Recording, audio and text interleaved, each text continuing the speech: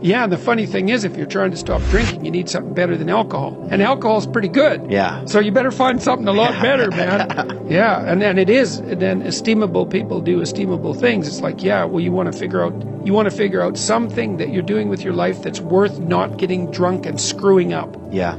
Part of the reason people drink alcohol is to get rid of their responsibility. I mean, that's, you hear people drink because they have problems. It's like, yeah, no.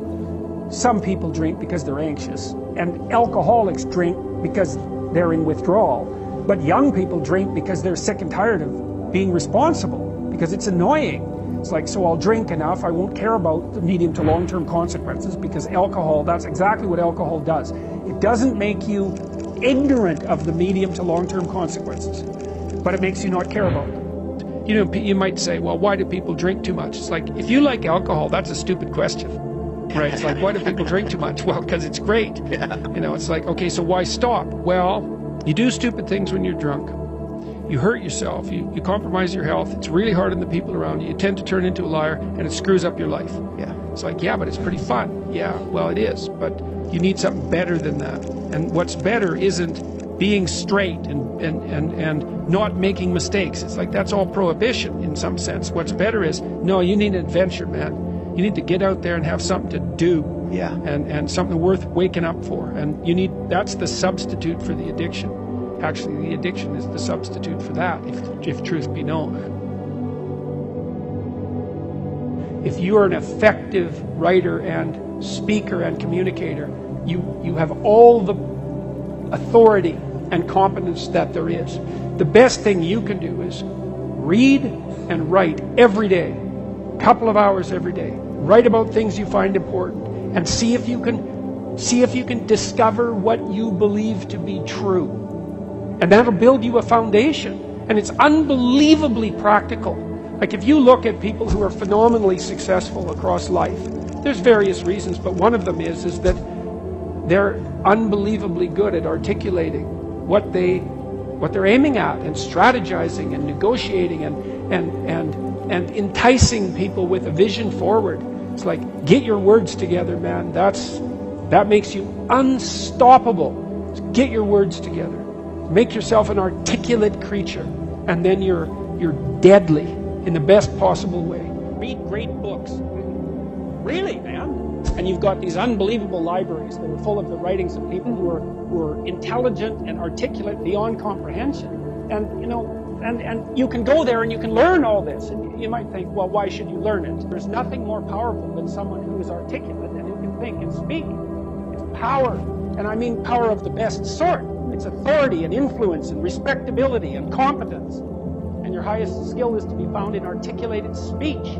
And if you're a master at formulating your arguments, you win everything. And better than that, when you win everything, everyone around you wins too. Because to transform yourself into, let's consider your transformation into something approximating the logos. It means you shine a light on the whole world.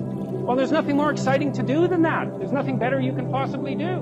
You transform yourself into something that's articulated and sensible and grounded in history and knowledgeable and wise, man. You can do anything you want, and hopefully anything you want for good. Because if you have any sense, everything you want to do would be for the good, because there's nothing more compelling or meaningful or useful in combating the tragedy of life than to struggle with all your soul on behalf of the good.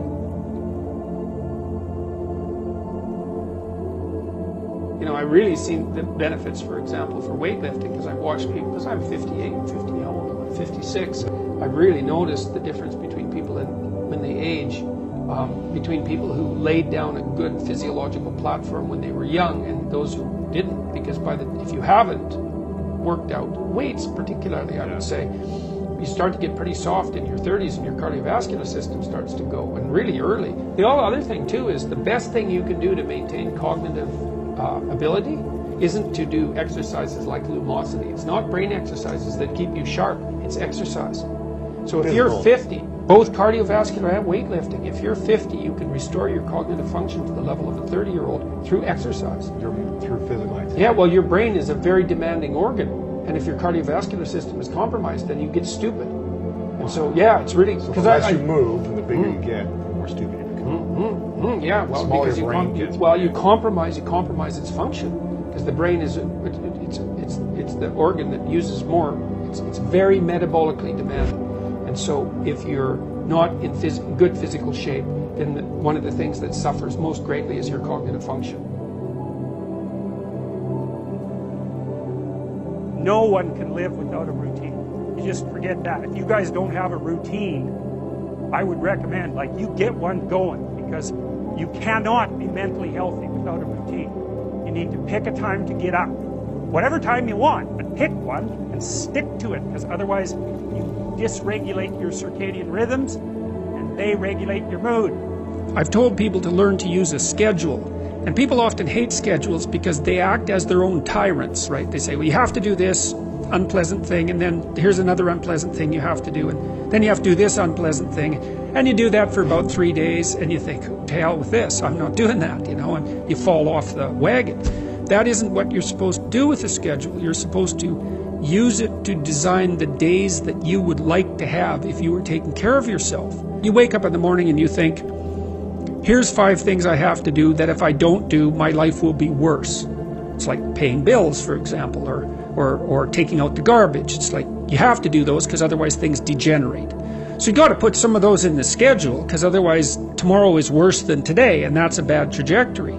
But you also want to build in things, you've got to act in some sense like you're dealing with a relatively recalcitrant 9-year-old. It's like, well, here's some things you have to do, but here's some things that if you do, you could reward yourself with. And if you get the balance there between obligation and reward right, then you'll find that you're motivated to do the things. And that's what you want to do. You want to do that so it's sustainable across days and weeks and months. And so you got to treat yourself like a good boss would treat a valued employee, and not like a tyrant would treat a slave. Make friends with a calendar, like Google Calendar or something like that, and I can tell you some tricks about that, because really it is important, and I'm not kidding around about this. So here's one way of thinking about making use of a schedule. Often people are afraid of schedules because they think of them as a trap. You make a schedule and it's like this little prison that you have to live inside, and all you're doing in your schedule is putting down things you have to do or should do, and so there's not a lot of fun in that. And so not only is it a trap or a prison, but it's kind of an unpleasant one. But a way to work with a schedule in a lot more sophisticated way is to think, well, I'm going to plan the next week, say, because you plan it day by day, but we'll take the week as the unit level of analysis, and think, well, I'd like to plan a week I'd like to have. And then your schedule all of a sudden becomes a tool for increasing the quality of your life. And that's a whole different issue.